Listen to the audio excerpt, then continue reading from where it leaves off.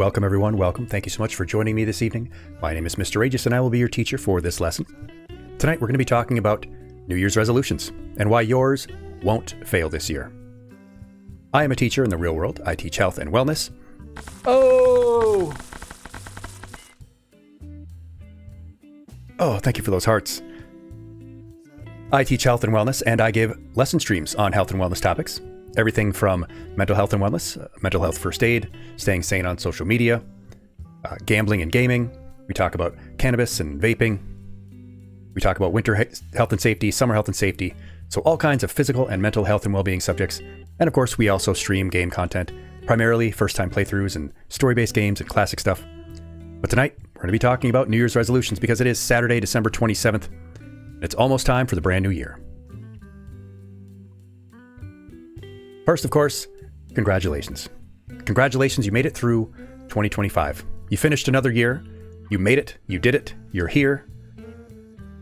And we're still kicking. But we want 2026 to be even better. So how can we do that? Well, the end of the year is a time for looking back at the past and looking forward into the future. It's a big reason why New Year's resolutions are so popular. It's a liminal space. It's a transitory period. It marks the end of one chapter and the beginning of another. How many of you recognize this character, this figure from the past, or fiction, I guess? Representing the past and the future. Looking back and looking forward. We've been playing Honkai Star Rail and we just made it to Amphorius, so I think this is a character we encounter, or some semblance of them. This, of course, is one particular Greek god named Janus, or Janus, the two-headed god, looking both forward and back.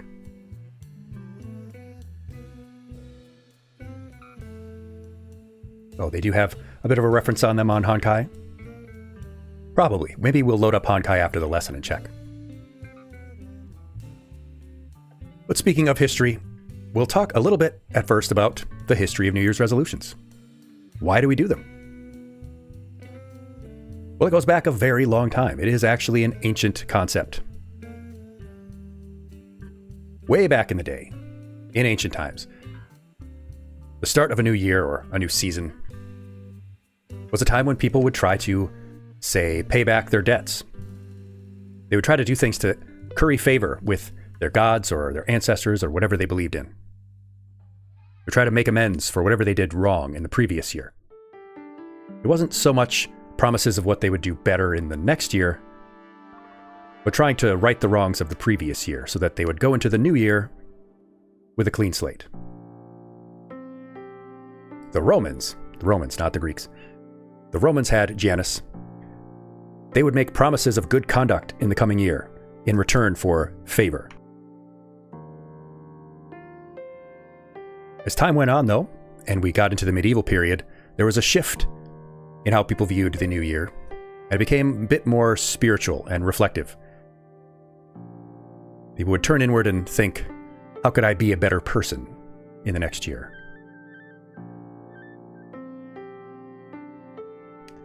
As time went on, particularly as we got into the industrial period, it became a lot more secularized. And the goals people had for their resolutions or their promises in the next year started to become a lot more about practical things. Things like money and relationships. And much like Christmas, the media and advertising seized on this as a great way to push self-help products. There's already a whole lot of stuff in the self-help section. Ways that you can improve your physical well-being, your financial well-being, your standing at your job.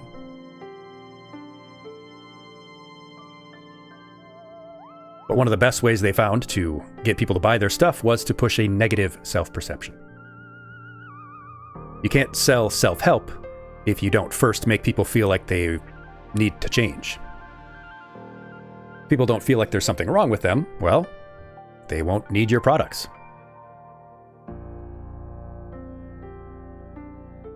We see this basically in every genre of media advertising. Trying to make people feel like they are out of shape, that they are ugly, that nobody likes them, that they're dumb, that they are uncultured, they're going nowhere in their job.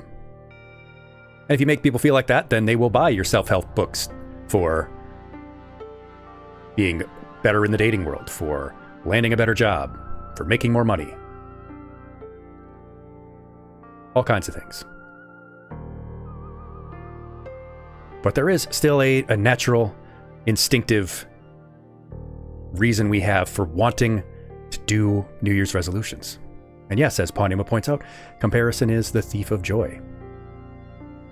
They need you to compare yourself to others rather than to your, for example, past self.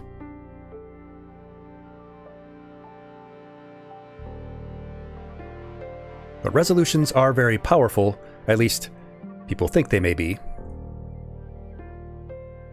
because we are the stories we tell ourselves. And I don't mean that sort of philosophically. I mean that that's sort of how memory works. Storytelling, personal narratives, are extremely important for our memory and for learning. We are, in part, the stories that we tell ourselves. And a resolution is like a new chapter. A new year is a natural new chapter. Milestones and cycles, signs, seasons, these are landmarks that we attach. We attach great meaning to these. Become anchors in our story. The story of our 2025 and now our 2026. New Year's, in particular, is a literal page turner. You're turning that calendar over to a new year.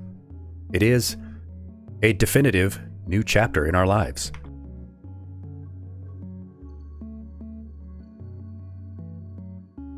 And has a double purpose. Not only can we try to have a clear, fresh start, a clean slate on a new year, but we can try to also forget the past and say, well, that year's over now.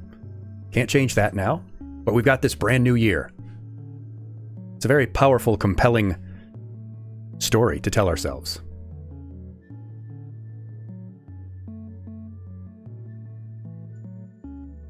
And we like them a lot. The percentage of people who say they made at least one New Year's resolution in the previous year is about 1 in 3. But almost half of people under the age of 30. So a lot of people do make New Year's resolutions. And that's just the people who admit that they did. A lot of people might not want to admit that they made a resolution because maybe they failed. And the fact of the matter is, they probably did fail. How long do you think New Year's resolutions last, class? How far into the year, or all the way through, do you think people usually get? So this will be your first pop quiz question. How far along do you think most people get into a year in their New Year's resolution? Do they succeed? Do they make it almost all the way and then give up towards the end? Do they make it maybe halfway? Empress says maybe a week to a month.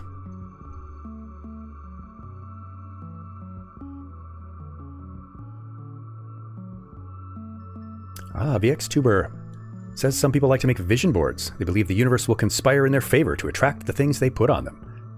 That is true. That is a strategy a lot of people do like to use. We'll actually be talking a little bit about that and how we can use that in a little bit more practical way. Well, about 20% of people, a little over 20, do quit in the first week. Ponima says a few months, especially for things like the gym, yeah. About 20% of people quit in the first week. About 60% quit within the first month. And up to 80% of people quit at some point within 2 years of making that resolution, with just about under 10% of people actually achieving success. That's not a very high rate of success for resolutions. And I want to point out this very interesting cycle that I see in these graphs. I like the title of this one, the Auld Lang Syne of Failure. I notice in this red line here, the percentage of people who say that they are probably going to make a New Year's resolution in the next year, and the number of people in the blue line who said they did make a resolution the previous year and failed. What I notice is that these are almost opposite usually each year.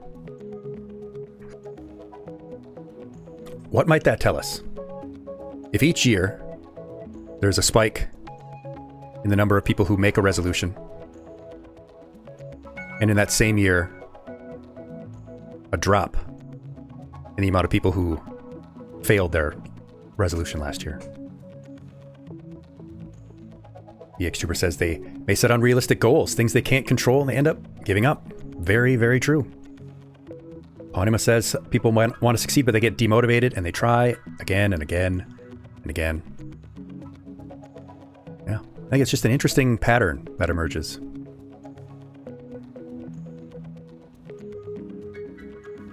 So how about you? Did you make a resolution last year? Do you plan to make one this year?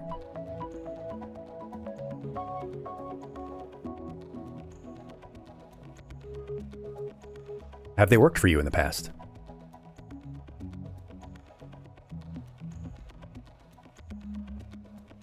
And of course, what were those resolutions about, if you don't mind sharing? Or what do you think most people make their resolutions about? What are the most common resolutions, do you think?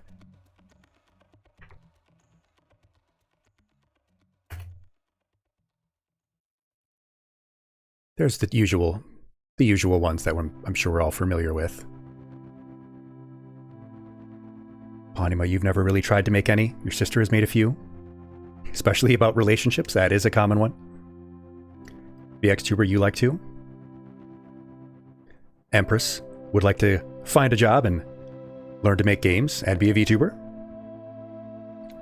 Ambitious goals for sure.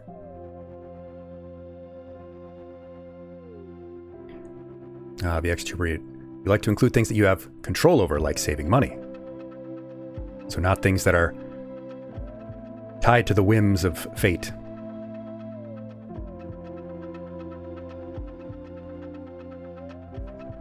How do you think they're portrayed in the media? When there's, say, a show and some character in the show mentions that they are doing a resolution, they're working on something for their New Year's resolution, how is it usually played off? How do we usually portray them? Vtuber, that's very true. Setting goals on dating, for example, is something you can't necessarily control. Might just not be encountering nice people.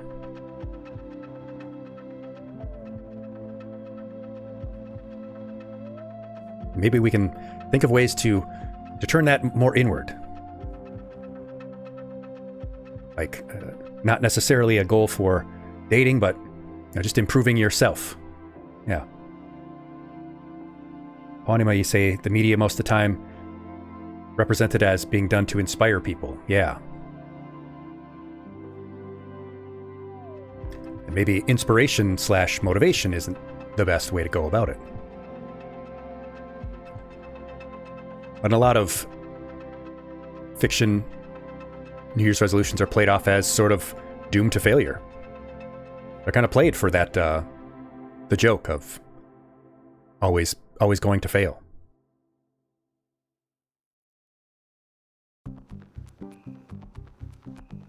But on the topic of what the most common resolutions are, here's one poll of the most common resolutions.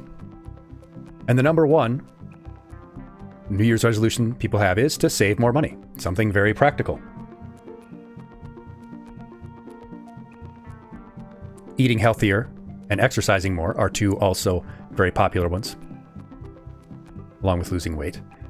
Then there is spending more time with family and friends, which is fantastic. And then quitting smoking or reducing spending expenses. Quitting smoking and reducing spending on living expenses is another one. Yes, Ponima. Goals that are achievable but may take a lot of time. What's missing from this particular list? And I don't mean a specific thing. I mean, what's generally missing from things like this?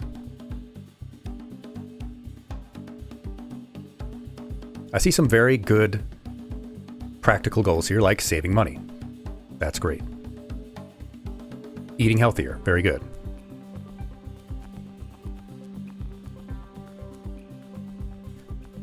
When I see this list, I don't see things that are personally enriching. There is spending more time with family and friends. That's a good one. But I don't see things like, I want to read more in the next year. Or I want to learn a new skill. I want to, say, learn to play the guitar. Or I want to write a novel. Or I want to travel. I want to take a class. I see a lot of these very practical things, yes, but not necessarily the most compelling. Saving money is compelling to everybody, of course, but it doesn't really have a big hook.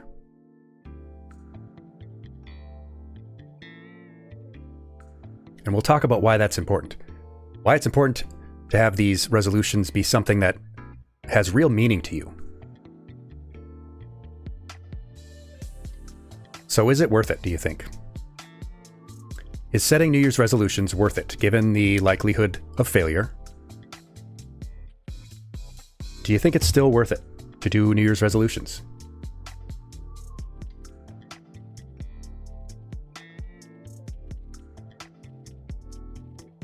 Because there is an increased risk of what I would say is failure versus setback.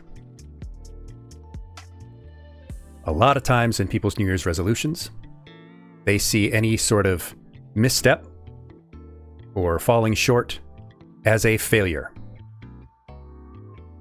rather than just as a setback or as a barrier to overcome. They get discouraged very easily, as has been mentioned.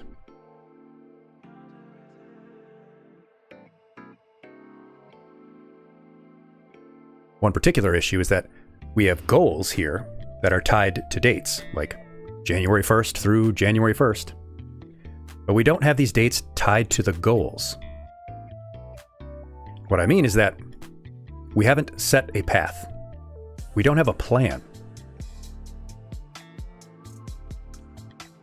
We have dates in mind, and we have the goal, but they're not meaningfully tied together. So it's not surprising that most don't succeed. But is it still worth it? It can be. And I don't want people to get discouraged by this. It's like when we talked about a long time ago in a previous lesson on when is it okay to quit something. That was a part of a previous lesson. We were talking about, as an example, people who play youth sports, kids who play youth sports growing up, knowing that most people aren't going to grow up to be a professional athlete. But we don't say that as a way to discourage people from doing it, from trying. In fact, it should be freeing. If you don't make it as a professional athlete when you start off as a little kid playing youth sports, that's not a failure. Most people aren't going to do that. It's not meant to be discouraging. You want to focus on what you can do to succeed.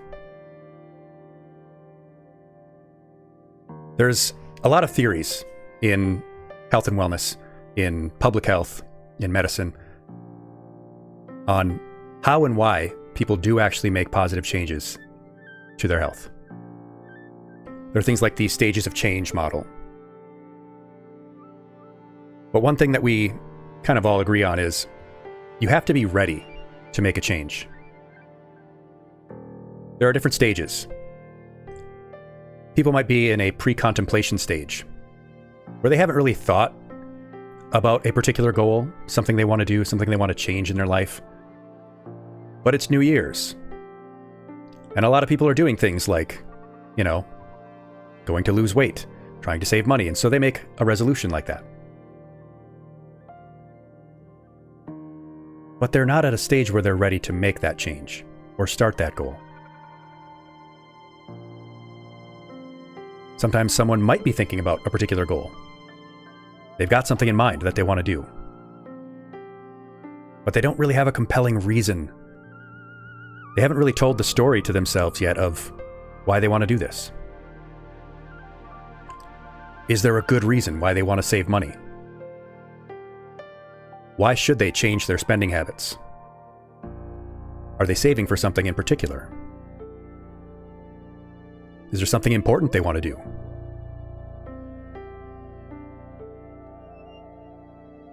In healthcare, a lot of times you'll hear stories like a nurse had told me once they were working with a patient who was finally ready to quit smoking after years and years and years of failed attempts to quit. And the nurse asked them, "What's different now? What's different now that you're actually going to follow through?" And this older person said, "My daughter's wedding is next year. I want to be able to walk her down the aisle." That's a very compelling, very personal reason. That's a powerful story they tell themselves. Now they're ready to change. Would have been great if they could have done that earlier, of course, but you use what you got. January 1st, 2026 is an arbitrary time. There's no magic in it. A lot of resolutions fail because people think there's something special about a resolution and that they will keep it because, well, they made a resolution. But there's no magic in the date, at least none that you don't put into it. The date can be a useful catalyst. It can serve as a nice fresh slate, but it's not special in itself. So that number one reason I typically find is that most people simply aren't ready for whatever change it is that they're trying to make in their life. So for a lot of people, I don't even recommend doing a New Year's resolution unless they've already been thinking about that thing for a while. Unless it's something they've already got a powerful motivation to do. Because if you start a resolution without those things, you're going to be one of those people who quits early. And that's going to be disappointing. And it's going to make you feel demotivated. It's going to make you feel helpless. It's going to make you feel like you can't make those changes. Well, I tried. Did you really, though?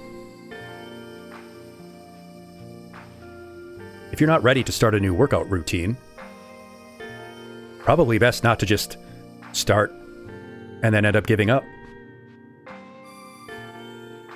That's not the only reason. The second is the lack of planning that some of you have touched on. We don't have a plan to get from here, January 1st, to here, December 31st. Yeah, we set a resolution. We're going to go from here, January 1st, 2026, to here, December 31st, 2026. But we don't have this roadmap in place. We just think that the momentum of the resolution is going to carry us through.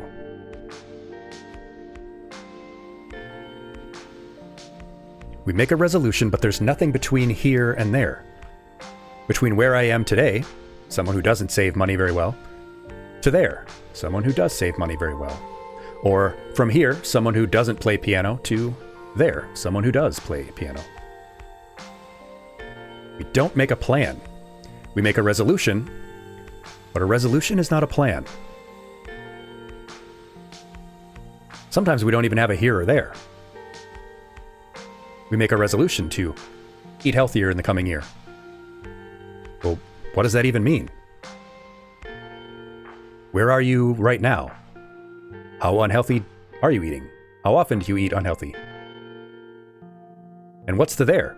What does there mean? How does that look?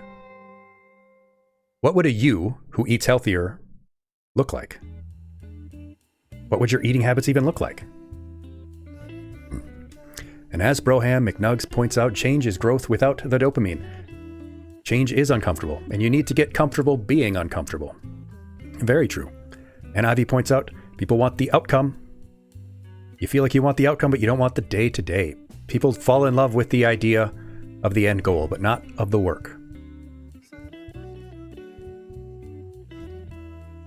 But there's an old saying, proper planning prevents piss-poor performance. Sometimes there's more or less P's put in there, but that's the gist.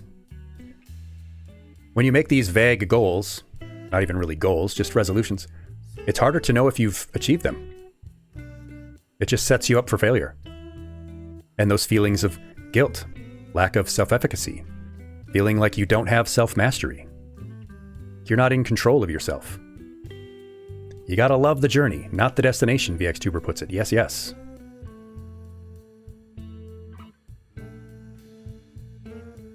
And as you've pointed out earlier, we are also very unrealistic. A resolution is not like an anime training arc. And there's some fantastic training arcs there. It is a long journey. It is not a filler episode. We have these vague goals, like learn piano or get in shape. Not only are those vague, but hey, maybe that's unrealistic. What does get in shape mean? If you want to look like, who's that super ripped 70s bodybuilder? Not Schwarzenegger. There was another one. Not Franco Columbo. I can't remember now. Yeah, if you're trying to get like super ripped and shredded, is that necessarily going to be realistic? If you want to, play Mozart, is that realistic if you've never touched a piano before?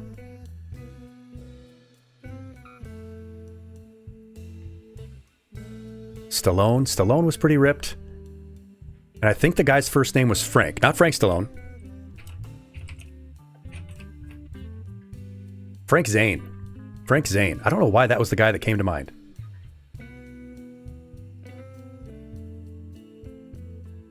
But anyway, sometimes they're unrealistic. And when they're both unrealistic and vague, not only do you not know if you've reached it, but you were never going to reach it in the first place. Because we have this belief that resolutions are somehow special. We have these special expectations. I'm going to fix all my problems next year. We think that motivation will carry us through. We're motivated on December 31st and maybe January 1st because we've got that clean slate in front of us. But motivation ain't going to get you there.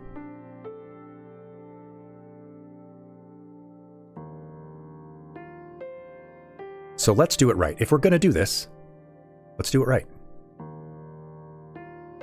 By setting a real goal, creating a real plan, and turning them into habits. That is what's going to get you where you want to go. Now, if you've been in my classroom before, you know what a SMART goal is. And I think some of you might be able to tell me what a SMART goal is. What does SMART stand for? S-M-A-R-T, SMART. What does it mean for a goal to be SMART? What does S describe for a SMART goal? If you haven't been here before, that's okay. VXtuber, you got it. There we go. You need a real plan, all according to Keikaku. Specific. Your resolution needs to have a goal. Your resolution can be something vague like play piano. I want to learn piano. But you got to be specific.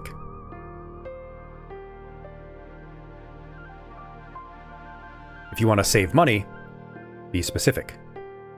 You can make your resolution to save money, but you need your goal to be specific. Say, I want to save X amount of dollars. I want to save X amount of dollars per month. It needs to be measurable. Something that you can actually check. Because if it's not something you can measure, how are you going to know if you made it? How are you going to know if you're on the right track?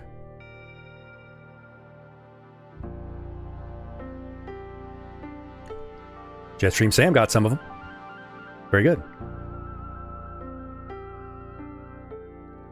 If it is something related to, say, fitness, if you want to run more, that's something that you can do measurably. You can measure how long you're jogging for each month or each week. How far. It does need to be achievable or attainable. Either A works. Something that you can actually accomplish. If you want to climb mountains, cool. That can be a resolution. You want to start climbing. But you can't make your goal to be to climb Everest this year, because that's probably not going to happen.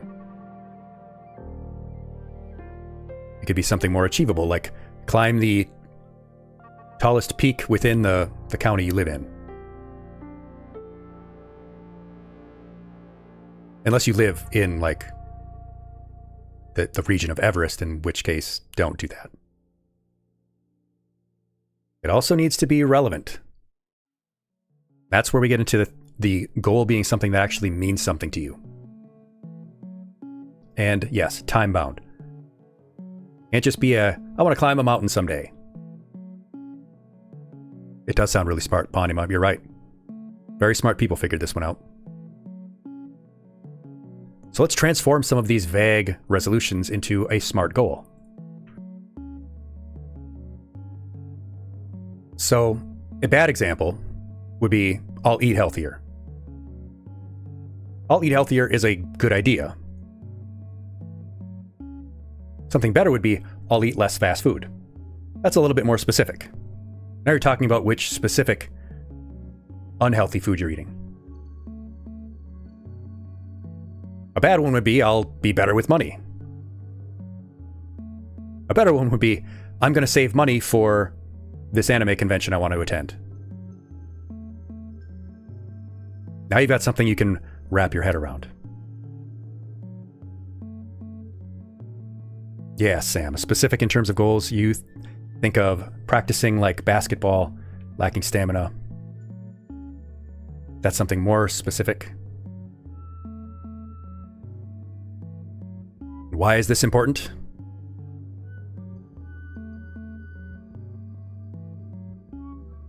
Because you got to know what you're shooting at. You got to have a target. You're going to stick with basketball. You know, there's a hoop for a reason. Ivy says, I will replace a daily soda with water. That is a very specific goal.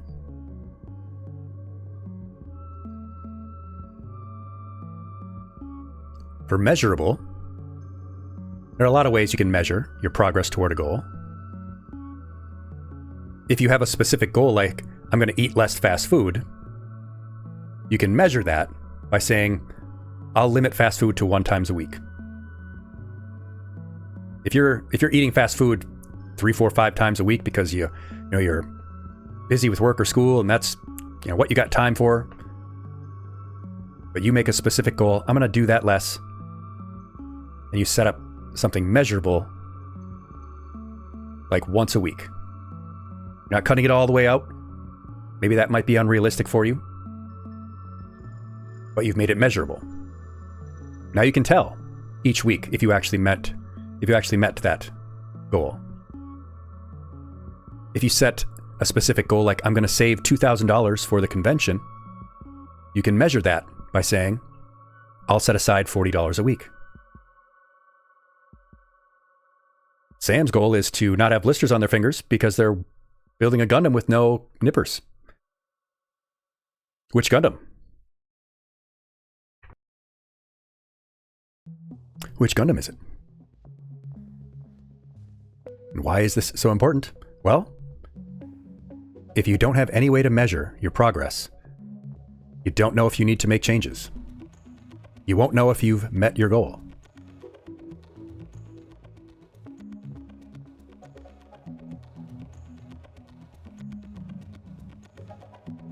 Of course, it has to be achievable, like the climbing Everest example. Something achievable might be, I can make meals at home 2 times more a week. If that's achievable for the person in their goal of eating less unhealthy food, that's a good way to do it.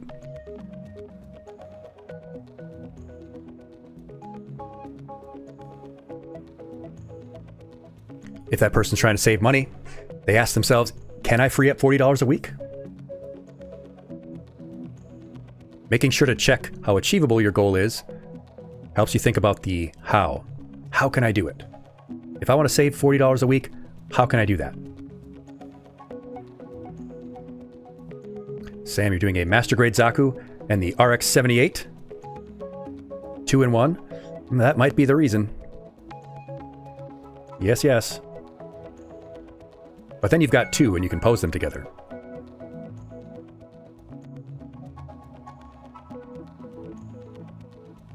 It's important because, yes, you can achieve more than you think. But if you don't think about it, if you do make an abstract general goal, it might be way more than you can handle, or it might be too easy.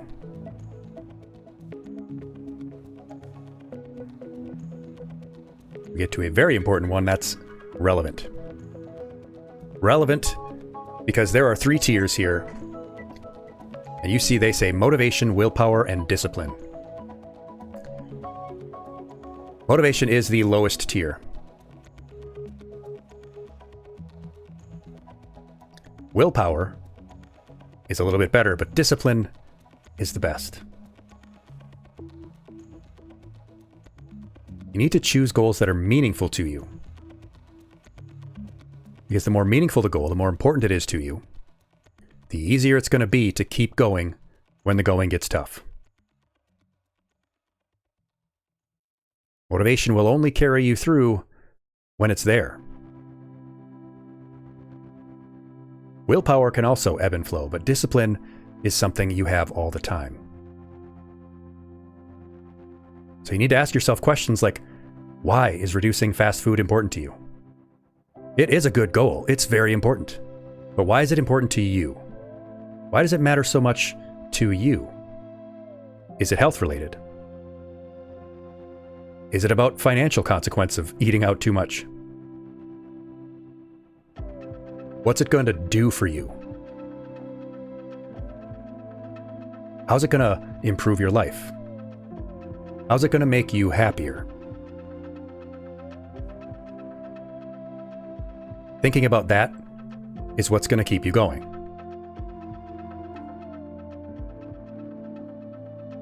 If I keep going on this, even though it's hard, I know it'll make me happier in the long run. Why is saving money for this convention so important to me? Is it something I'm going to buy? Is it because I'm going to be able to socialize with people and meet new friends? You have to find the why. And of course, they do need to be time-bound. You got to set timelines not just for the overall goal, but also for the individual milestones along the way. You got to think about how much time it's going to be. You got to think about how much time is going to be needed to complete this goal. Can it be done in a year? Does it take longer than that? That's okay. But you got to set that out. You got to think about that. If you are trying to save that $2,000 for the convention, you've got natural milestones. I want to have 500 saved by the end of winter. I want to have 1,000 saved by the end of summer.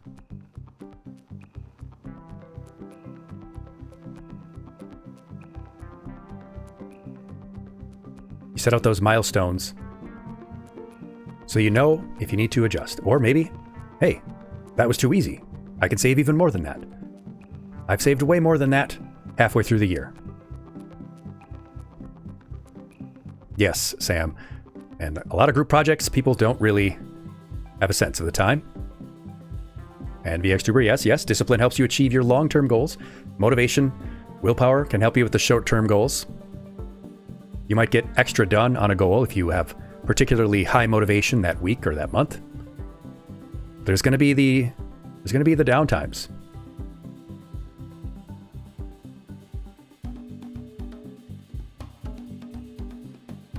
Ivy, yeah. What if your reason for doing it is an end goal? You want to eat less fast food and lose weight, but that's abstract, giving up short-term enjoyment for longer-term benefits you won't see in a long time.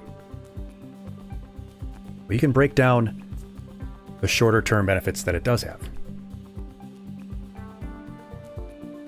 Because that, like a lot of long-term goals, we see the biggest benefit in the long term, but there's still benefit in the short term. You start to feel better a lot faster than people think when you start eating healthier. But you got to put that into words somehow, into your story. And eating less fast food does mean, well, maybe you'll be cooking more. Maybe you pair that with the enjoyment of learning something new. So since we're going to do our resolutions right, we need to define 3 important terms. Goals, because goals are not resolutions and resolutions are not goals. Goals tell you where you're going. They give you direction. And we need systems, because systems determine if you get there. A system is a repeatable process. We need to think about what's going to be our system for reaching our goal. And we need to recognize that habits are those systems running on autopilot. Those are the behaviors. We set a goal that tells us where we want to go. We set up systems so that we can create habits. Because that's what this lesson is really about. It's not so much about New Year's resolutions. It's not so much even about goals. It's about creating habits. You just gotta pick the right goals, things that are smart for you.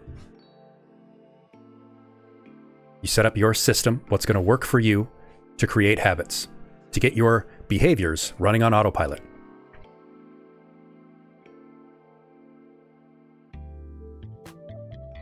So in 2026, for me, I have a lot of goals.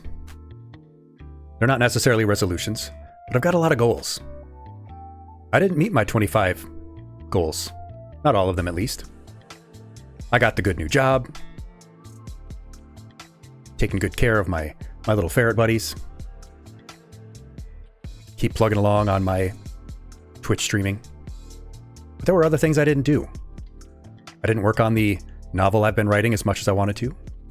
Didn't write as much poetry as I wanted. I didn't read more books. I didn't practice piano basically at all, and I really wanted to learn piano this year.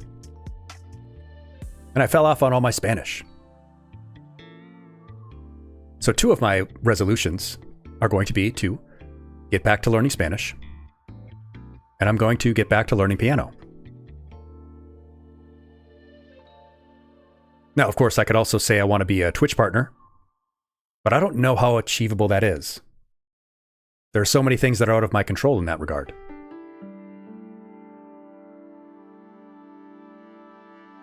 But I've got a couple good ones.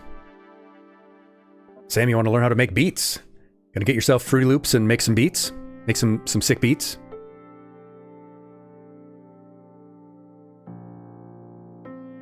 Maybe I'll reach these goals and maybe I won't. But I'll know that I gave it my best shot if I set up a good system. For example, if I want my Spanish goal to be a real goal, I would need it to be smart, like saying I want to reach Spanish certification getting the certification that says that you can speak the language well enough within 12 months. I think that's specific. It's something I can measure. It's achievable. It's relevant to me. Something that would help me in my job, something that would make me a better candidate for future jobs, something that would help me communicate with more students. And it's time-bound. Sam, you've been leaning into making Freddie Dredd-inspired beats and songs. Pawnima wants to keep exercising. Want to keep at it? Very good. Anomalisa, your goals are to put your first solo music album together and get your driver's license. I know that those are very achievable. I mean, you can do it. Fruity Loops is expensive, Empress, yes.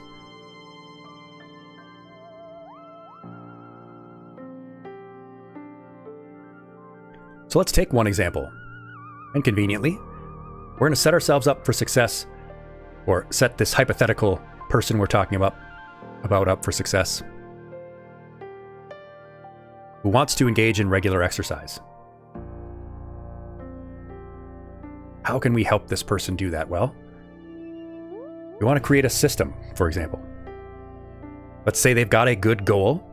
They want to exercise regularly, 4 times a week, for example. They've got goals related to, say, jogging.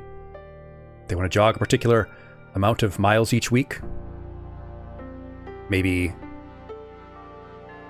do that mile in a shorter amount of time each month. They can create systems like they set their daily alarm for when they're going to go exercise with their favorite running song, a song that gets them hyped. They keep a spare bag in the car or near the door with the stuff that they need for their exercise.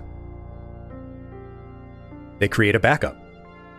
For example, if they work out outside or they work out at a gym, what are they going to do if the weather's bad and they can't make it? Or what are they going to do on days when it's closed? That might cause someone to have a setback if they didn't plan for it. But if you've got backup at-home workouts in your back pocket, now there's no excuse. If they're following, say, workout videos, or they have a particular plan, they keep a copy of it on their device of choice, on their tablet or their phone. So they've always got it with them. Essentially, you want to make it as hassle-free as possible.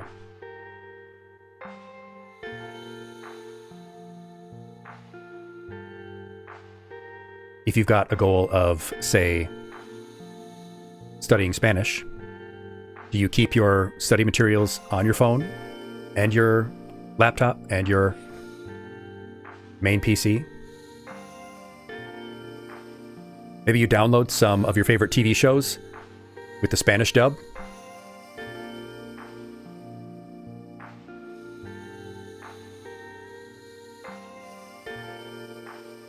You want to control your environment. Your environment plays a huge role. You want to surround yourself with cues. Now, this goes back to what we were talking about earlier with those vision boards. A lot of people put some, say, metaphysical importance on them, manifesting their goals. But this can have a practical effect too.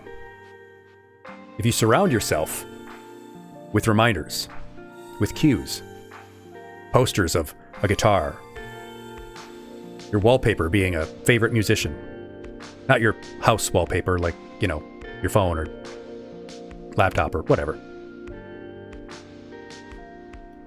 That vision board might include milestones.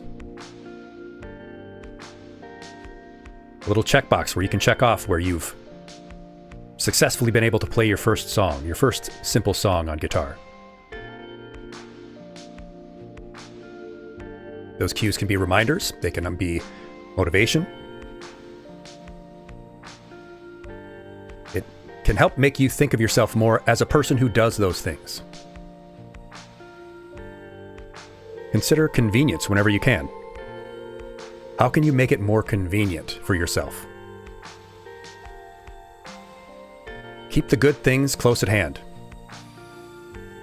If it is something related to studying, whatever it is you're studying, keep those materials within arm's reach at your battle station. You want to make bad things more time-consuming.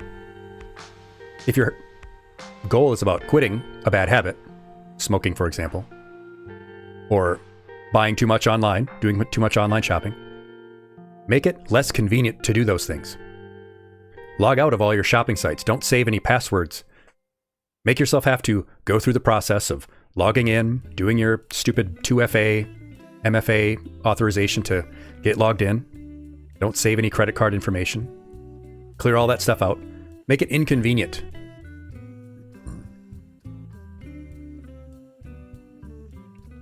But make it convenient to do things that you want to do.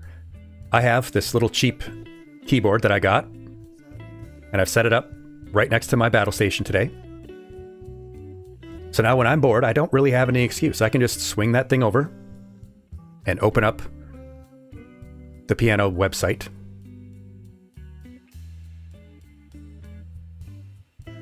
Keep convenient things close at hand. Keep the things you want to work on close. And remove things that are going to be barriers. Block those time-wasting sites, or log out of them.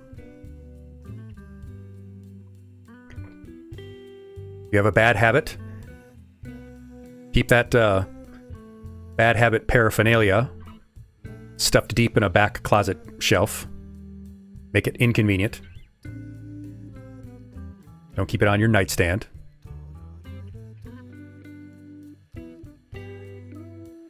You need to keep away Discord and stuff when you're writing songs. Melissa, yes. For real. Eponymous for exercising, what helps you is keeping a fixed exercising day. Go to the gym 2 days a week at the same time, and you have a backup at-home exercise. That is perfect.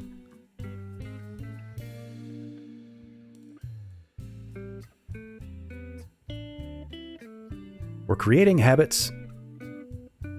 You just got to start small. For example, if you want to write more, start writing 1 paragraph a day. If you want to study something, study 30 minutes or even less. Or if you want to spend less time on something time-consuming, you want to spend less time on something negative, you want to spend less time playing gotcha games, start by cutting 30 minutes off. Make it small and achievable and convenient to do. Something that doesn't feel like a huge sacrifice. And then build gradually from there. Some people can quit things cold turkey. There are things that I've been able to quit cold turkey and things that I certainly couldn't.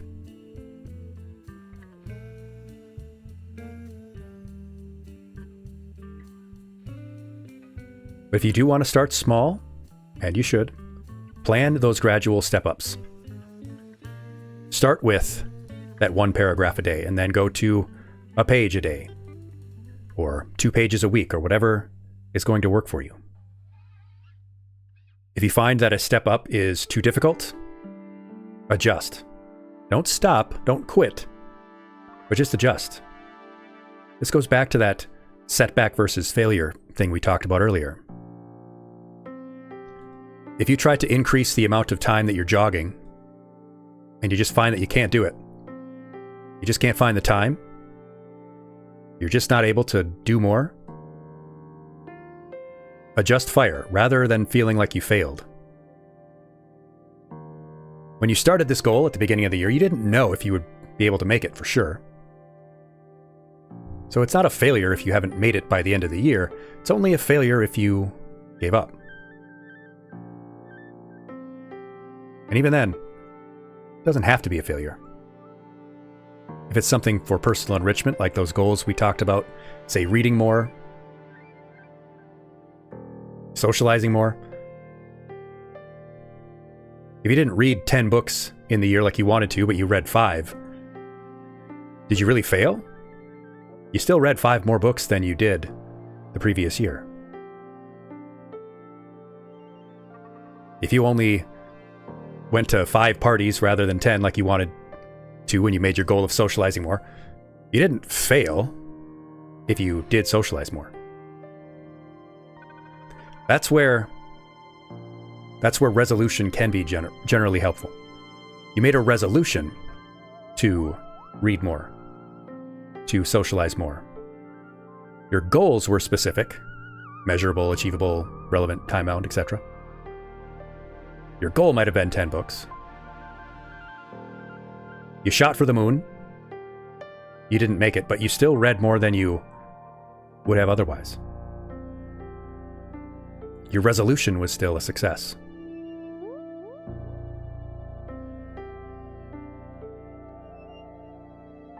Try to give yourself diverse reminders.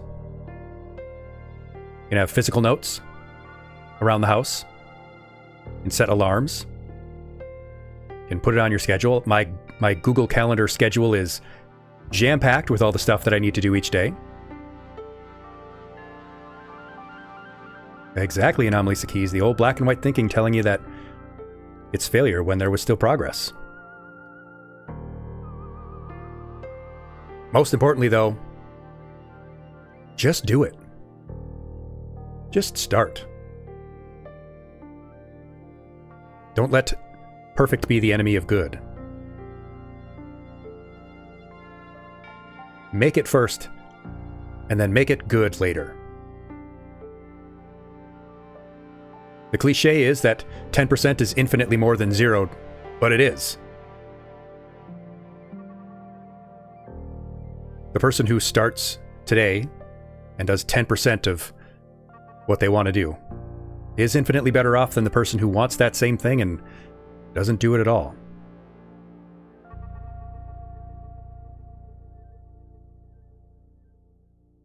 So we come to the real difference between discipline and motivation. Motivation is a feeling. Motivation is a sense. It's an emotion. It comes and goes. And it's basically use it or lose it. If you're motivated and you don't do anything with it, well, it's going to go. Because it was going to go either way. When you got it, you might as well use it.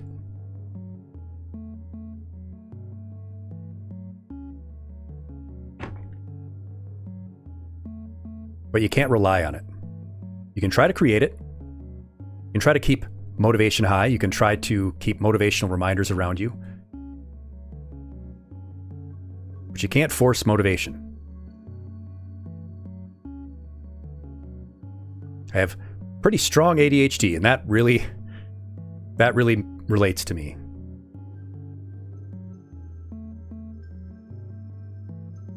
Yes, Ivy. What about starting out small? Instead of going to full workout schedule, go working out a couple times a week. Instead of eating a ton of fast food to banishing it forever, going to eating 1 or 2 times a week. Exactly.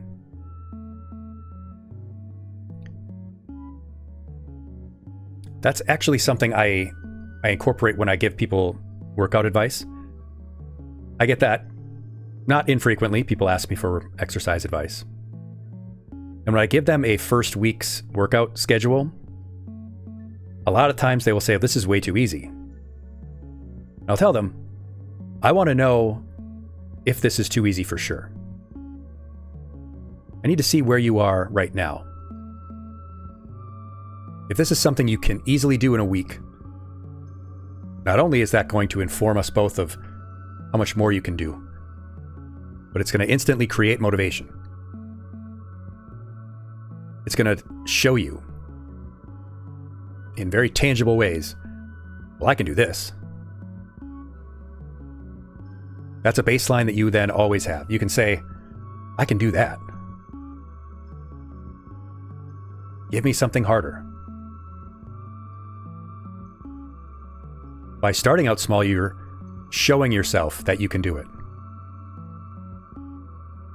If you eat out fast food, once every workday because you just stop at wherever, name of local chain near you, 5 times a week because that's what you do after work, and you decide, you know what, Fridays, I'm going to cook for myself. I'm going to go home and cook for myself. And you start doing that and you see, well, that was actually pretty easy. That's just 1 day a week. That was nothing.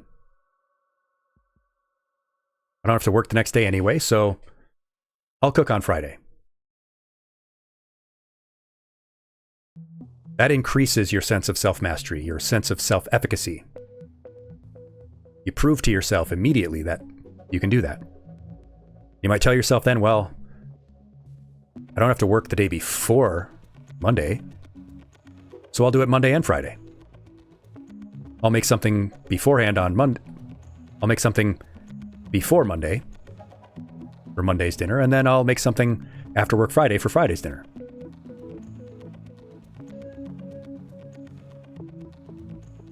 And now you're eating out 2 times less per week. You've cut 2 out of 5 days out of your week of eating fast food.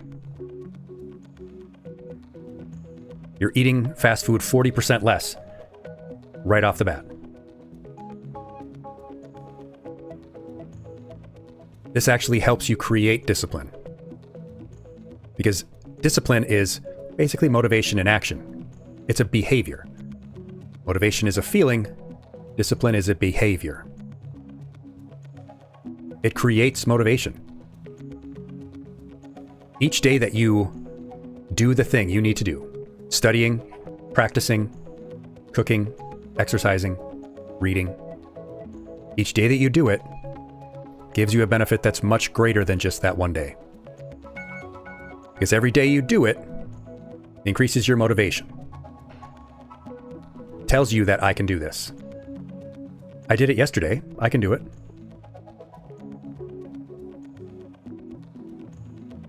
Especially when you do that thing on the days you don't want to. There's very little feeling better. I mean, there are some really great feelings in the world, don't get me wrong. There's very little better feeling than completing a good exercise routine on a day where you really didn't want to. You really didn't want to exercise today.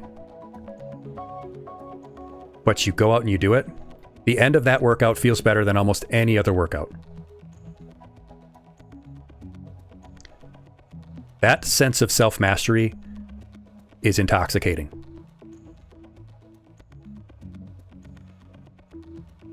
How good you feel when you do something you didn't want to do. Vtuber, I can do it with a broken heart, is an incredible saying. It does make you feel invincible, Ponima. Empress, you're learning it the hard way as long as you are learning it.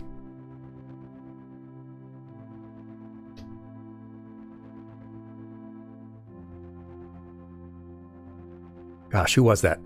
There's a saying, if you've never eaten while crying, you've never really lived. I don't know why that came to mind, but I like that saying there, Ponima, that you just gave us. Or, VXTuber. I can do it with a broken heart. I can do it when I don't want to. I can do hard things. So those days when you do feel motivated, when you are feeling like you do want to work out, hell, you'll get really good ones in then.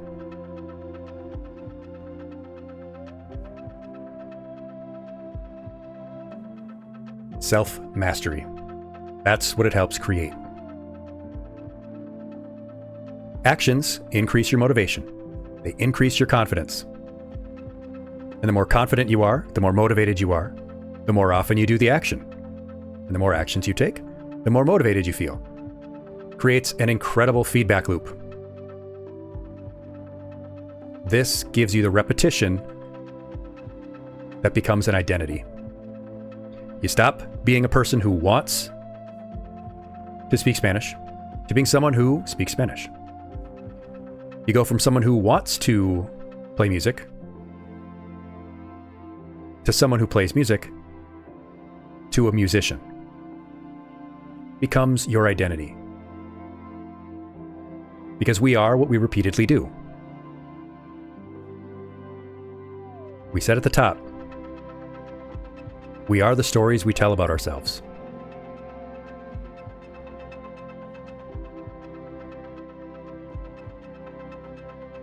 But there are days when it's going to be hard. So how can we help keep ourselves motivated? How can we give ourselves a little boost? And how can we reward ourselves when we do a good job? Positive reinforcement, never negative reinforcement. Don't punish yourself, but give yourself the occasional reward to remind yourself of your progress. This also helps improve your confidence. They can be external rewards, like a little treat as a treat, something tangible. It can be a little retail therapy, giving yourself a little gift, buying yourself something nice as a reward. You know, I've gone 6 weeks in a row practicing my Spanish. So I'm going to get myself something nice. It can also be something internal. Internal rewards of satisfaction and pride, like sharing out. You know, you're practicing piano. You're not very good yet, but you can play a few chords. Share that out. Post that in your Discords, in your socials. Think of it as the difference between an award versus a reward. Awarding yourself that recognition. When you get an award, usually the award isn't actually very valuable. A little statuette or a little plaque they give you, there's no tangible value there. But you're being recognized. Now, Melissa Keys says it may not be healthy to specifically rely on for motivation, but you love the positive feedback you get on your music. Perfect. That's exactly what we're talking about. That's an award. That is something that is giving you internal pride and satisfaction in what you're doing.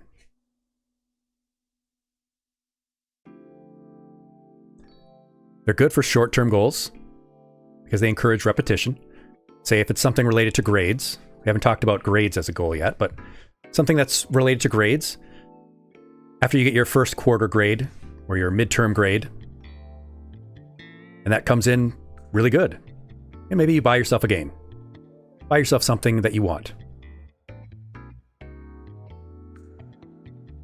Yeah, that's sort of the external. Yeah, it's not the most powerful of motivations, not the most powerful reward, but it's still you recognizing that you did a good job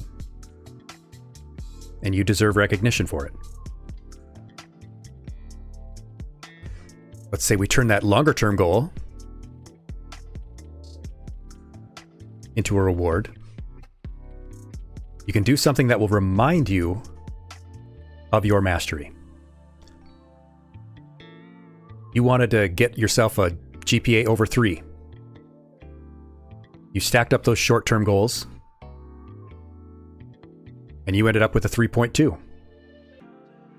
Your reward might be, you're going to go to the convention held in the nearest big city.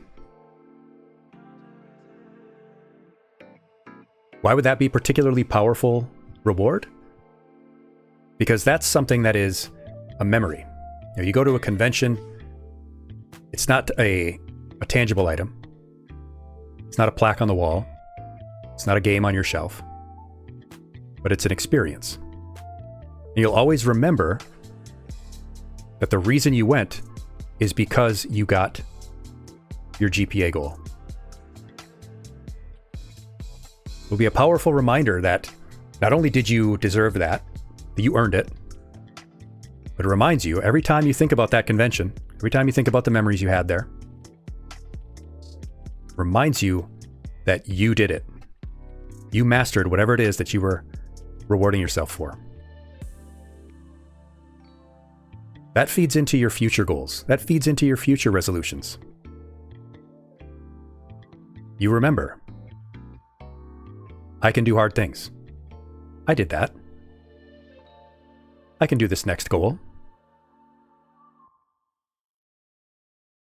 Of course you want to avoid over-relying on it, as Anomalisa Keys said. So you do want to shift from external to internal as much as possible. Nothing wrong with external rewards. Nothing wrong with little gifts and rewards for yourself like that. but try to make them more internal. They're more powerful. And try to focus on the process. Yes, you can have big rewards for meeting your overall goals in the end, the outcome. But try to stay focus processed. Focus processed? But try to stay process focused. Reward yourself more, say, for example, being consistent in your practice rather than an outcome.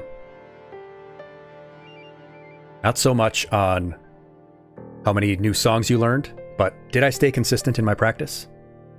It would be better probably to reward yourself for a month of consistent practice rather than setting a goal of how many new songs you learned.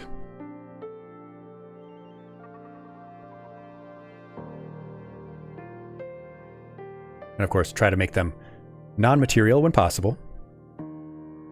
And if possible, related to what you're doing. Related to music, if it's a music-related goal. Naturally, avoid overindulging, but also being inconsistent. Your brain will come to expect rewards. Our brains are wired for them pretty strongly. So if sometimes you acknowledge your good work and sometimes you don't, you're just confusing your brain. Give yourself that recognition when you deserve it. Gamify when possible too. Gamification, very powerful. You might set up a system where you give yourself points for that consistency, for staying on steps, making your milestones.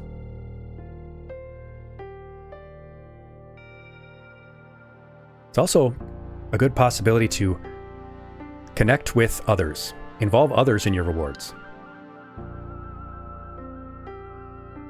You might make a reward of, I'm going to go to the theater. I'm going to go watch a movie. I'm going to go watch that big new blockbuster.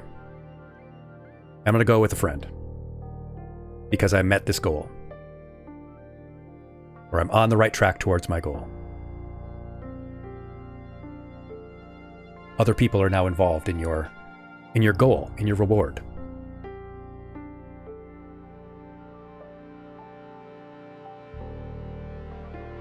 We can also do what's called habit stacking, where you pair new behaviors you want to engage in with existing behaviors you already engage in. If you always have a morning coffee, if you're a coffee person, and you want to learn Spanish, each morning you sit down with your cup of coffee and you spend about 10 minutes waking up in the morning, having your coffee, chilling. Do your Spanish lesson then. You already have that habit. Pair it with one you already have.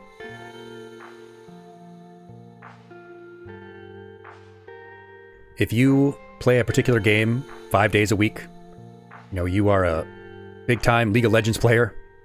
I don't know why you would do that to yourself, but put your drawing practice before your daily gameplay.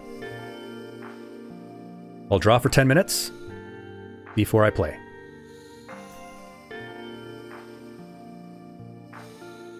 Stack those habits together. They become interrelated. Your brain puts them together.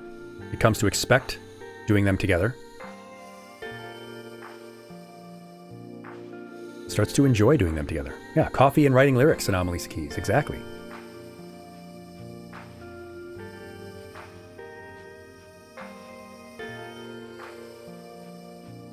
So we've covered a lot of cool stuff, a lot of good ways to help yourself. So let's put it into practice for a hypothetical person we know.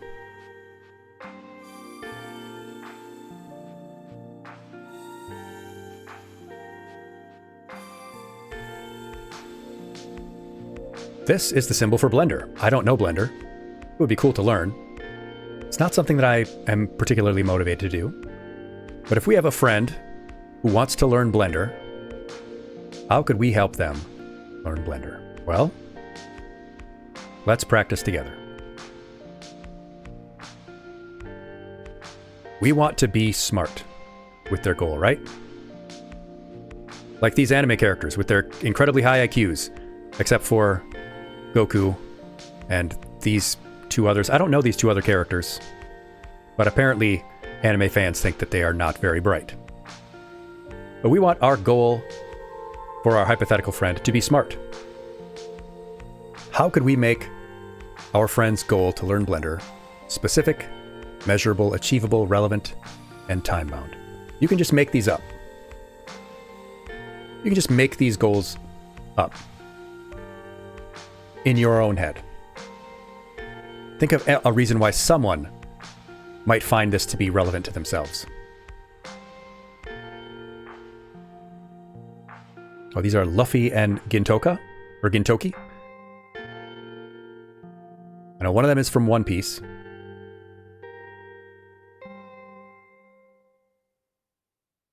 Maybe they both are, I don't know. I know we've got JoJo's Bizarre Adventure represented. One Punch Man, Naruto. Death Note.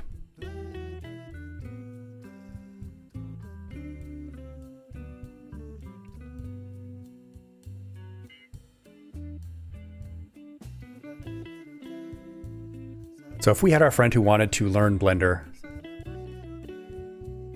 let's say we have a specific goal for them that they're going to create 3-minute animated shorts. That's what they want to do. They want to start making shorts using Blender. Maybe they have an idea for a little short animated webcomic. That could be our hypothetical. So by the end of the year, they want to be able to create their own 3-minute animated shorts. So they have a general resolution. They want to learn Blender. They've made that specific by saying they want to create 3-minute animated shorts. They're going to measure this and create milestones by saying they're going to learn the interface in January. They're going to start creating their first models by March. And they'll animate their first scene by June. That doesn't take them all the way through the end of the year, but that's okay. Because by the end of that first half of the year, they can see how far along they are, and they can adjust. Maybe they're already farther along than that by June. Maybe they're not, and they just need to give themselves more time. But they've made it measurable. They've set milestones that they can compare to. Is this achievable or attainable? Well, they asked themselves, how much time can I give? And they decided they can dedicate at least 1 hour every week to just studying Blender. Maybe it's a half hour twice a week. Maybe it's 1 hour each week. Maybe that's just the baseline and they try to do more. Is it relevant to them? Well, they have this goal that they want to create their own shorts, but these tech skills would be really great for their career goals. Maybe they want to be an animator. Maybe they want to work on television. Is it time-bound? Yeah. They've got their overall goal of the end of the year, and they've got some timed milestones.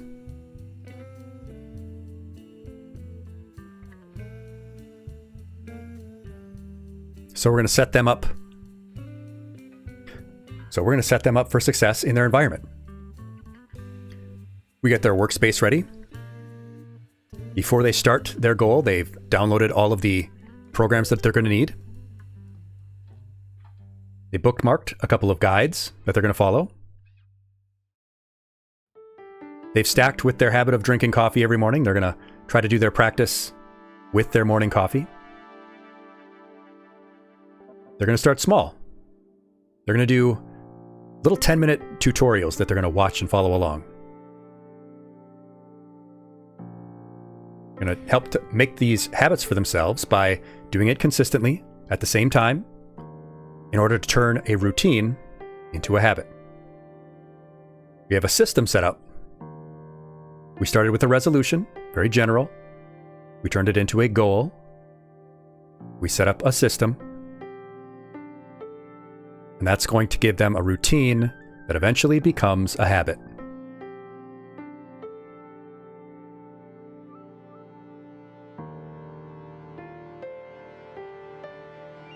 Discipline, of course, again, is so much more important than motivation. So they get themselves in the right mindset to remind themselves why this matters so much to them. Maybe they create that vision board, not just to manifest things for themselves in the metaphysical sense, but to give themselves reminders. If they put on that vision board characters from their favorite animations, some of their favorite animators. They write some of their own ideas. Gives them cues. Keeps them focused on why they want this. Why is it important?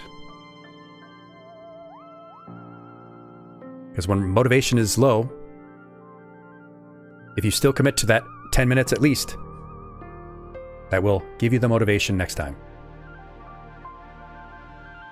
They're going to, of course, incorporate rewards, both internal and external. Things that are going to be personal pride. Say they print off the new models that they make and they add them to the board. They share progress with their friends. And they can give themselves something tangible. Say they've been using free software for the first couple of months as they get acclimated. But hey, they make that first animation and they're like, well, I'm going to reward myself. I deserve this. I worked hard. I'm going to get myself the premium version. It's a powerful combination of things.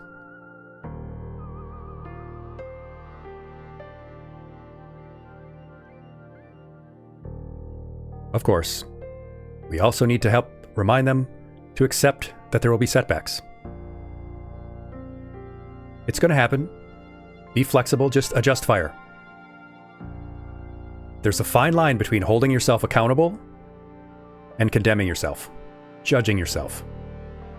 Yes, you should hold yourself accountable. If you're not being consistent, if you're not doing the little things you need to do to move yourself towards that goal, yeah, you should hold yourself accountable. And it's okay to chastise yourself a little bit. More important, though, to think about what you can do to adjust. You're only judging in the sense of figuring out how you can improve.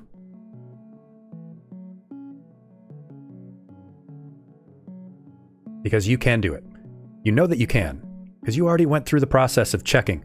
Is this achievable? Is this important to me? You know that it's possible. Maybe it'll just take a little longer. Or maybe there's a resource you need. Maybe there's help that you need.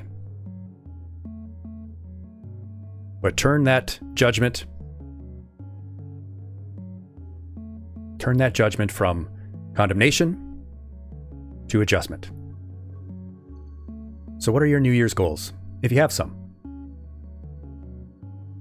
You may have mentioned them at the top. Have they changed at all after our conversation?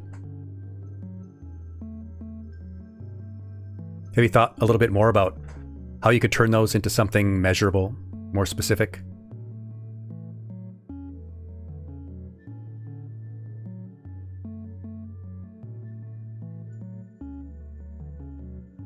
Or maybe you've decided, hey, you know what? Resolution isn't what I need.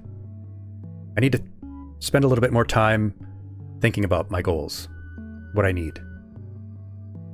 Honestly, if you decide not to do a resolution and you say, I'm going to start something January 6th, that might be even better. You've bucked the trend. You've said, I'm not going to do a resolution. I'm going to do it on the 6th because that's the day I'll be ready. Now, Melissa, you're going to stick with yours, but think about how to organize and plan them more. Yes. Lesson made you think better about how to set your goals, Ponima? Very good. You'll need to plan a little bit better after the class, Vtuber. Good. If January 1st is the day that you're ready, perfect. If not, find the day that you will be ready.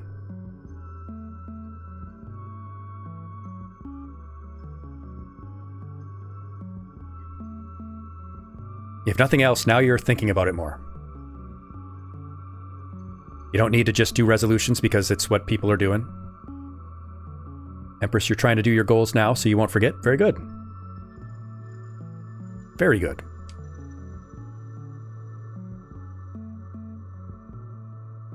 That was my goal with this lesson, was just help people think a little bit harder about it. Because I know that you can make your goals. You might just need the right system. Think about all those little things. The convenience. How can you make it more convenient to stick to a goal? How can you make it more inconvenient for bad habits?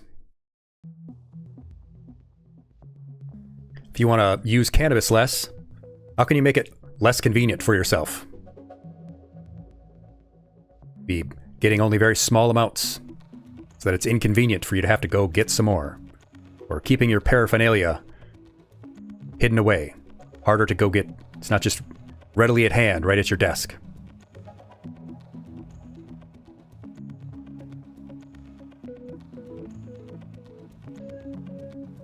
What can you stack those habits with? All those little things that you can do. Yes, maybe do more activities that aren't as easy to do when you are under the influence, Anomalisa Keys. Exactly.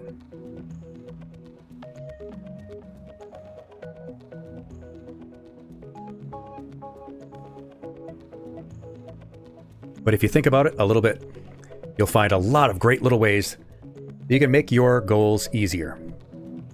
And if you don't have any, that's fine too. Something will come up in the year that will be important enough to you, that you'll be ready to do, and you'll have this lesson to fall back on. So if you've got other questions, if you want to chat a little bit more about it, let me know. Ask away.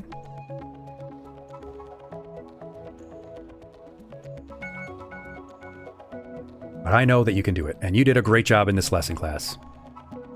Your participation is very much appreciated. You struggle with perfectionism and getting bogged down in the details. Besides hard timelines and deadlines, are there other ways to sort of not overthink and complicate the process? Now, those routines are going to be critical. Beyond timelines and deadlines, working things into your daily habits, into your daily routines, that habit stacking, that's going to help push through some of the perfectionism. Because if you just have to do it, even if it's just to get it over with, even if it's, well, I have to do 10 minutes of this because if I don't, I can't move on to the next thing. I can't play the game I was going to play because I'm supposed to do 10 minutes of whatever it is that you're trying to accomplish. You'll at least just get it done. It might not be good practice, or it might not be, your best work, but you did it. You made yourself go through it. Ivy, your goal is to get under 200 pounds. You need to figure out the routines and specifics. Probably do calorie count again.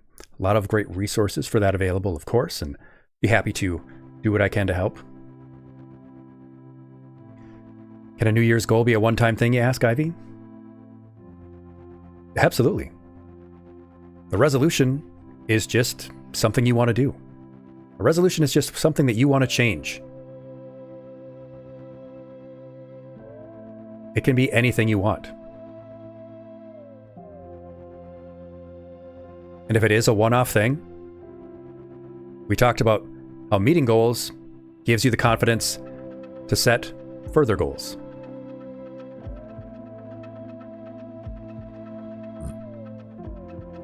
And yes, Anomalisa Keys, we definitely notice our own mistakes way more than anyone else.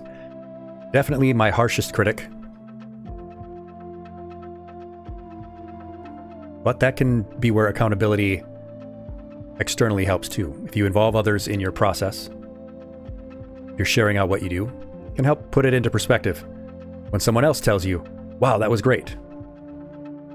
You're doing great. That was a good job.